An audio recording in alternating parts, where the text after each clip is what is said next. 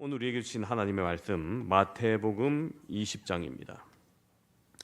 마태복음 20장 20절에서 28절까지 제가 봉독하겠습니다. 그때 세베대의 아들의 어머니가 그 아들들을 데리고 예수께 와서 절하며 무엇을 구하니 예수께서 이르시되 무엇을 원하느냐 이르되 나의 이 두 아들을 주의 나라에서 하나는 주의 우편에 하나는 주의 좌편에 앉게 명하소서.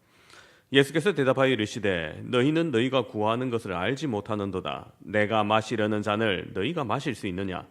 그들이 말하되 할 수 있나이다.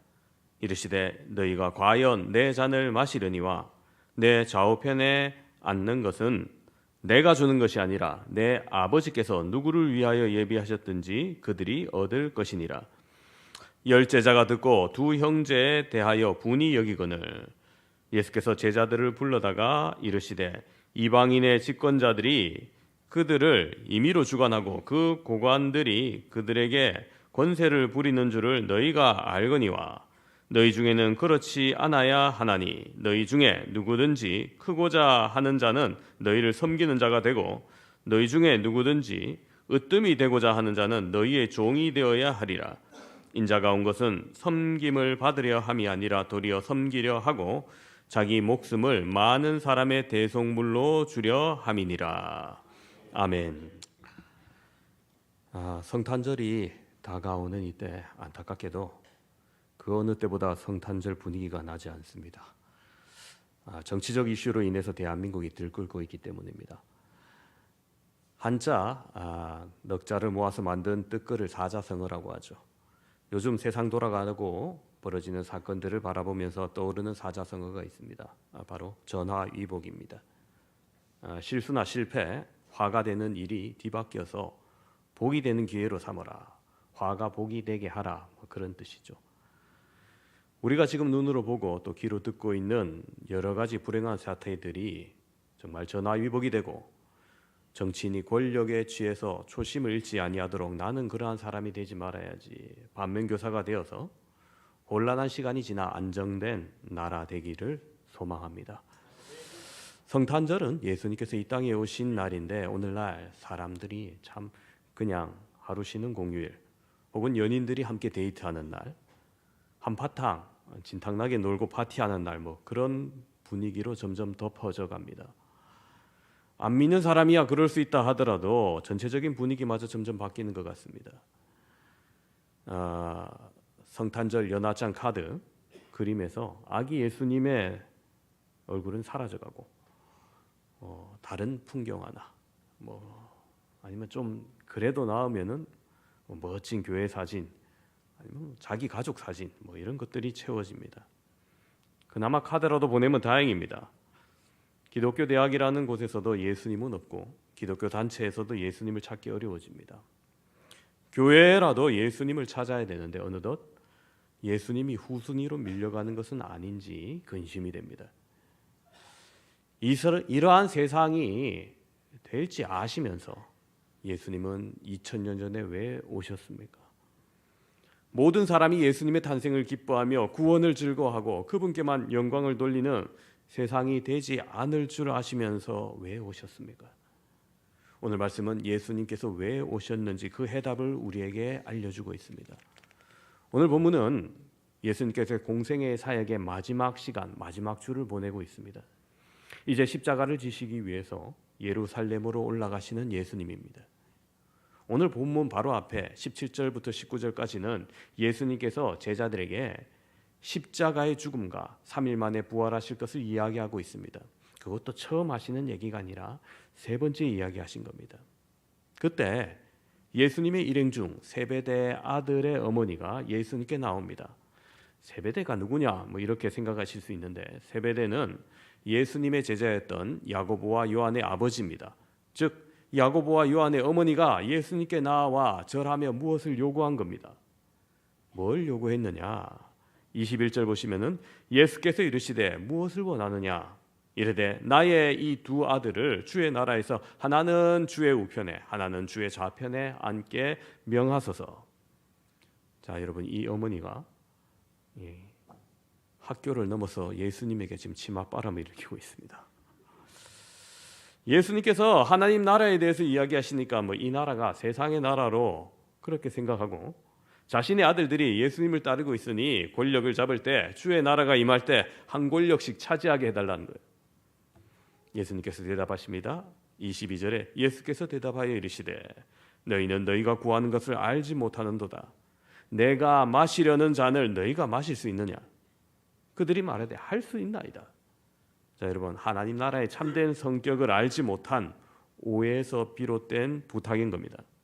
하나님 나라는 폭력과 정복을 통해서 이 땅에 군림하는 것이 아닙니다. 오히려 세상 사람들의 눈으로 볼 때는 실패처럼 보일 겁니다. 예수님도 지금 십자가에서 죽으실 것이고, 그 죽으심과 부활하심을 통해서 하나님의 통치가 이루어지는 나라입니다. 물론 예수님께서 재림주로 이 땅에 다시 오실 때 권능으로 심판하실 겁니다.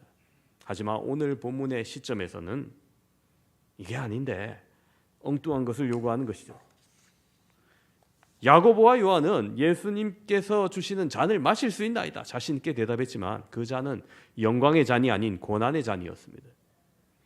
그들이 가장 큰 권력의 자리를 요청한 것은 어떻게 보면 가장 쓴 고난의 잔을 요구한 것이 됩니다. 이러한 것을 전혀 이해하지 못한 것입니다. 예수님은 하나님 나라의 권세와 고난이 연결되어 있음을 알려주기 위해서 나의 잔을 너희가 마실 수 있느냐 질문하신 겁니다. 다시 예수님의 예언적인 답변을 해주세요. 23절에 이르시되 너희가 과연 내 잔을 마시려니와 내 좌우편에 앉는 것은 내가 주는 것이 아니라 내 아버지께서 누구를 위하여 예비하셨든지 그들이 얻을 것이니라.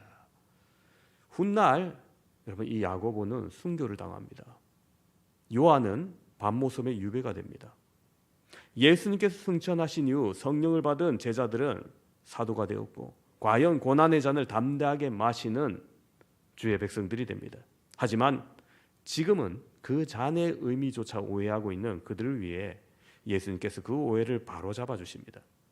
예수님 좌우편에 있는 보좌에 그 권세를 나누어 주는 것은 내 아버지께서 예비하신 부분, 즉 아버지의 재량이라는 거예요.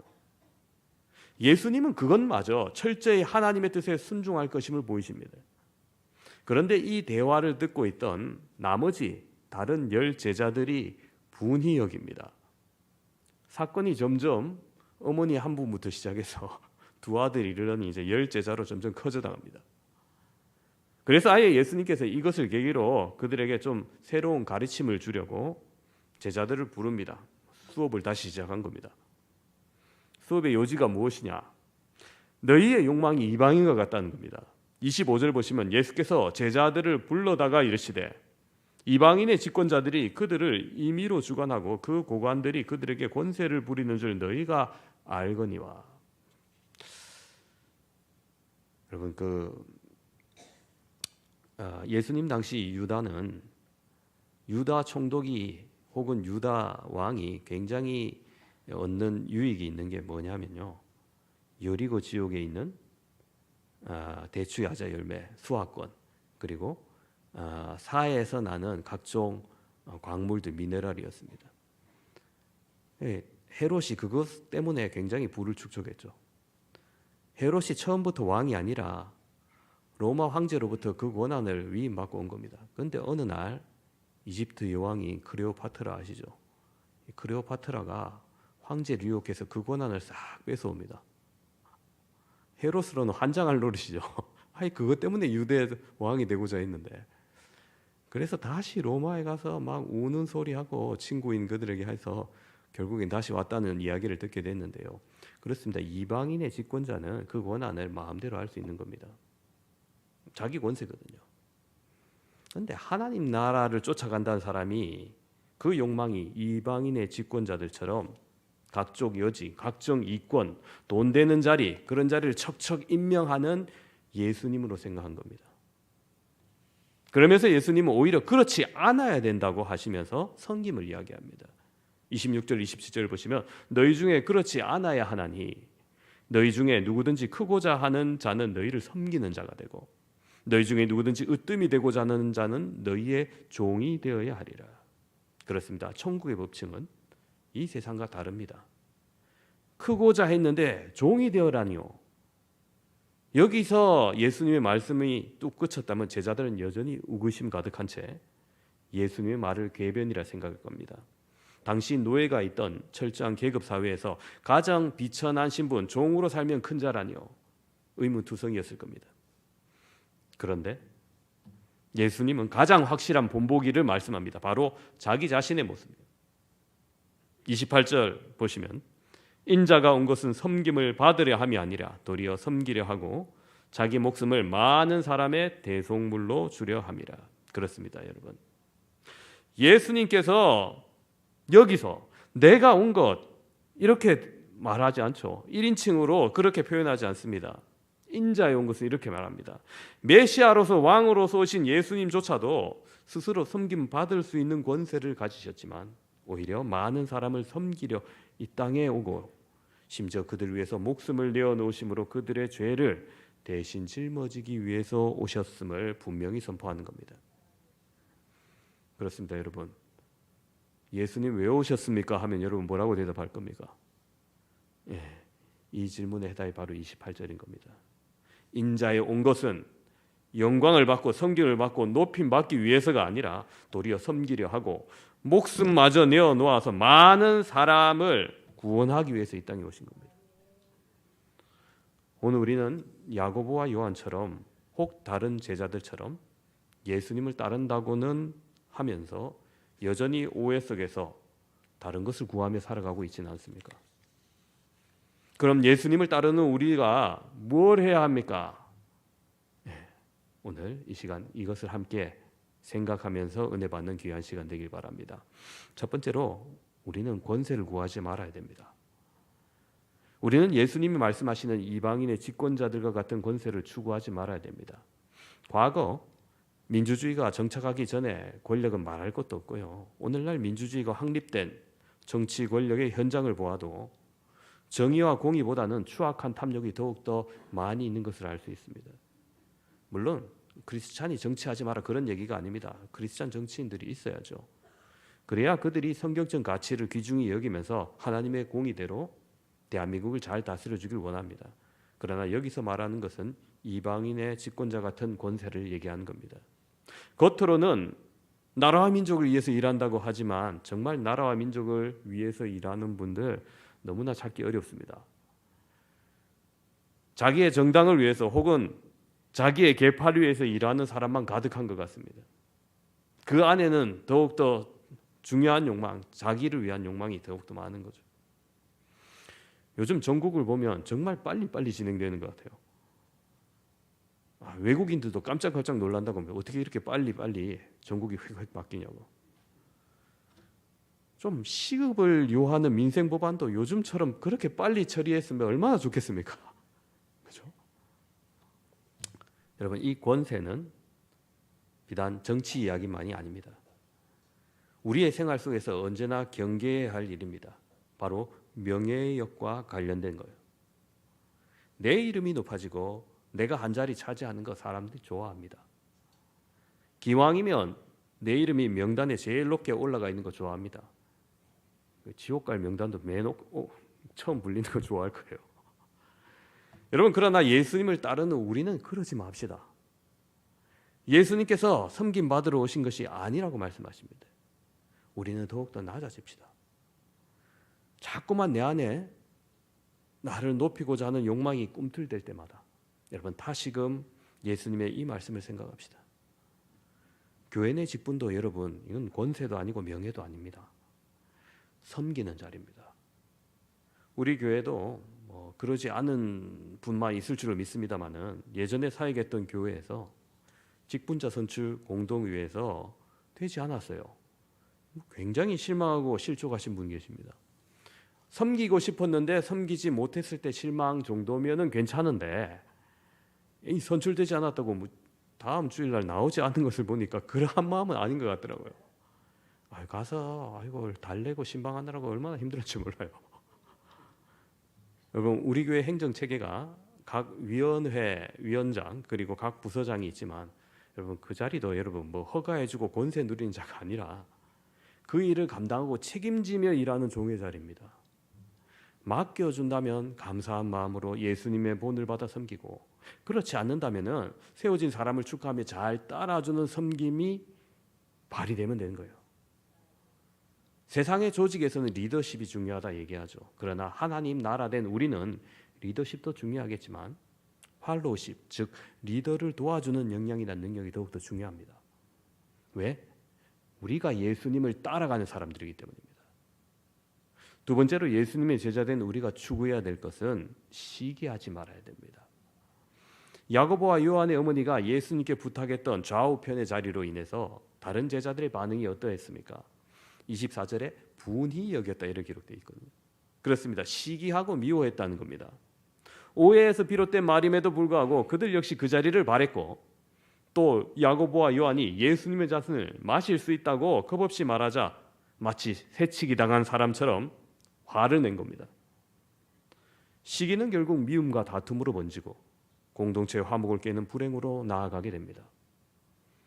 나이가 들면은 아이가 돼 간다고 하는데, 여러분 이런 시기도 나이가 들수록 조심해야 돼요. 예전 사역지에서 실버팀이 굉장히 잘 됐습니다. 금요일 오전마다 모여서 실버팀 담당 여전도사님이 어르신들을 잘 이끌었어요. 처음에 막 체조부터 시작해가지고 예배 드리고 교회에서 점심도 나오고, 식사 후에 막 주일날 안 나온 분들 신방도 함께 가고 좋은 곳도 가고 봄 가을에 막 나들이도 가고 하면서 실버팀 활동이 잘 됐어요. 교회에서 많이 배려하고 신경 쓴 거죠.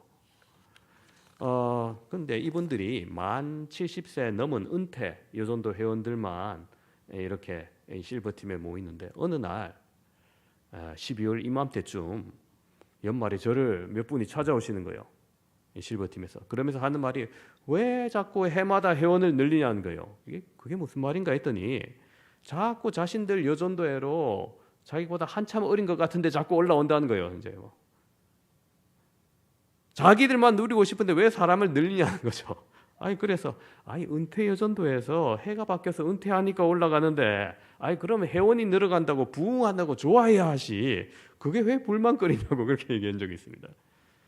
거기에 계셨던 여전도사님도 저한테 귓속말로 살짝 얘기해 주시더라고요. 어르신들 뭘 시키는데 오래된 연배대로 순서대로 시켜야 된대요. 새로 들어온 분을 먼저 시키면 괜히 삐치고 다툰다고 저한테 말씀하시는 거예요. 그게 뭡니까? 무슨 어린이집 아이들도 아니고. 교회 개척부터 그 십수년간 함께했던 그 창립 멤버들, 평생을 섬겼던 권사님들인데 그게 뭐라고 믿음의 공동체에 불화를 심어요. 시기하지 말아야 됩니다. 예전교회 실버팀 이야기를 했지만, 여러분 이 열제자의 분이 여김은 우리 주변에서 너무나 흔히 볼 수 있는 이야기죠. 남이 나보다 주목받는 것, 다른 이가 나보다 더 잘나 보이는 것 참지 못하면 여러분 우리의 마음이 아직 덜 다듬어지고 예수님의 마음과 같지 않아서요. 세례요한은 자기에게 세례를 받으러 오던 수많은 군중 무리들이 예수님께 나아간다는 제자의 말을 들었을 때 오히려 기뻐했습니다. 신랑을 기다리는 친구처럼 결혼식 잔치의 주인공은 아니라 할지라도 기뻐했던 거죠. 여러분 세례요한처럼 우리도 주인공의 자리가 아니라 할지라도 기뻐하는 성숙한 성도 되시기를 바랍니다. 새 가족이 주목받는 걸 더 기뻐하고 더 빨리 정착하고 배려하도록 도와줍시다. 내가 오래됐다고 내가 먼저 해야 된다는 생각을 버리시길 바랍니다. 그래야 할 때 우리의 공동체가 하나님 나라에 가까워질 줄로 믿습니다. 세 번째로 예수님을 따라야 할 우리가 추구해야 될 것은 섬기는 자가 되어야 됩니다.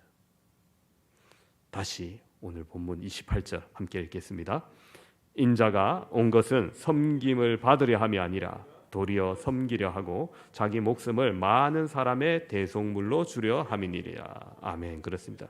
여러분 이 섬김이 결국 예수님이 오신 목적이었습니다. 예수님 하나님과 같은 분이셨습니다. 하지만 오늘 본문에서도 여전히 예수님은 자신의 좌우편 보좌에 앉을 그 사람마저도 아버지께서 예비하실 것이며 그분의 뜻에 철저히 순종할 것을 나타내십니다. 그리고 죽기까지 복종하심으로 하나님의 구원의 계획을 다 이룬 거예요. 오늘 우리는 어떤 섬김을 하고 있습니까? 내 뜻과 내 방식을 주장하며 일하는 것은 봉사를 관철하는 거지 섬김과는 좀 다를 수 있습니다. 해마다 이때 섬기는 분을 찾는 부서와 찾는 곳이 참 많습니다. 마르다 식사 준비 여러분 얼마나 귀한 자리입니까? 내가 목사님처럼 사람에게 영의 양식은 못 먹어도 밥은 잘합니다. 그래서 육의 양식은 먹일 수 있다면서 기쁨으로 섬겨주는 분들로 인해서 우리가 점심을 먹고 참 행복합니다. 주일학교 교사는 어떻습니까? 요즘 아이들 참 당돌한 아이들 많고 또 믿지 않는 학부모들 자신의 아이를 가르치는 교사에게 거친 말로 항의할 때도 있습니다. 학교 교권이 무너진 마당에 주일학교 교사에 대한 존중함이 별로 남아있지 않습니다. 그럼에도 불구하고 그 자리가 얼마나 귀한 자리냐. 교사 한 사람으로 인해서 어린 영혼이 예수님을 만나고 그 어린 시절부터 일평생 예수님과 동행하면서 얼마나 많은 사람에게 영향을 미치고 영혼을 구원하면 여러분 그 사명이 얼마나 귀한 상급으로 돌아오겠습니까? 지난주 제가 우리 일남전도에서 후원하고 있는 협력교회인 진주 하나로 교회에 방문했습니다. 일남전도에 맞죠? 네. 참 많은 은혜를 받았습니다. 사진 보여주시면은 이렇게 상가 4층에 깨끗한 상가 4층에 개척을 했어요. 그리고 한 2년 6개월 정도 됐습니다. 이제 여러분 잘 모르시는 분들 많은데 개척을 하면 처음부터 교회 이름이 붙지 않아요. 간판에는 교회라 붙을지 몰라도 헌법상 교회 행정상 기도소입니다. 그럼 목사님 언제부터 정식 교회인데요? 만 14세 이상 교인이 20명 이상 되어야 될 때 교회가 됩니다. 이 진주 하나로 교회가 기도소를 벗어나서 지난 노회 때 정식 교회가 되었고 지금 20명 이상의 구성원이 24명 있다고 그래요. 다음 사진 보여주시면은 이건 제가 우리 진주 하나로 교회 목사님과 찍은 사진이고 그 다음 사진 보여주시면은 저래요. 중고등부 주일학교 사진도 따로 있는데 아직 안 올렸습니다. 꽤 많은 젊은 분들도 모여서 교회를 이뤄가는 모습이었습니다. 여러분 평생 개척에도 이 기도소를 벗어나지 못하는 목사님들도 꽤 있습니다. 그런데 개척 2년 반 만에 이렇게 성장을 이뤄서 너무 기쁘더라고요. 여러분 우리가 함께 기도하고 협력하는 교회가 부흥하고 잘 되는 게 여러분 기쁜 소식 아닙니까? 그죠? 그 중에서도 특히 아까 사진 집사님 다시 한번 보여주세요. 저 앞줄에 보면은 그 아이 양팔로 안고 계시는 여자분 계시죠? 이분이 여전도사님입니다. 평일날 갔었는데 목사님께서 여전도사님이라고 소개해 주더라고요. 그래서 제가 속으로 평일날 계시면 풀타임 사역자인데 벌써 전도사님까지 있나? 재정적으로 쉽지 않겠나? 이렇게 생각했어요. 근데 나중에 알고 보니까 이분이 사례를 전혀 받지 않으시고 주일학교를 섬기고 목사님이 또 세세히 보지 못한 교인들의 마음을 어루만지고 사역하고 계셨더라고요. 이분이 원래 그 남편이 장로님이고 자기가 권사님 그런 부부셨는데 들으니까 여전도사 교육을 하는 여신원이라는 2년 과정을 얼마 전에 수료하시고 거기서 공부를 하면서 이제 여전도사 되면 목회 본질적인 사역을 하길 그렇게 원하셨어요. 말씀을 가르치고 주일학교 아이들을 전도하고 이런 일을 하고 싶었던 거죠.